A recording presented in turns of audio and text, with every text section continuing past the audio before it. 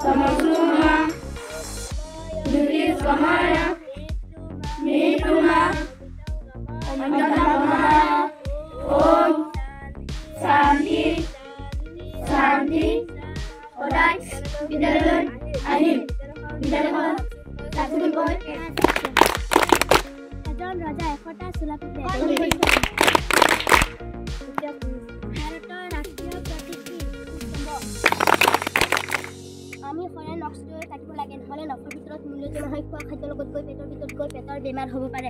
আমি সদায় দাঁত ঘঁহিব লাগে। সদায় বিশুদ্ধ পানী খাব লাগে। খোৱা পানী ভালদৰে ৰাখি ৰাখিব লাগে। পৰিষ্কাৰ পানী সেৱন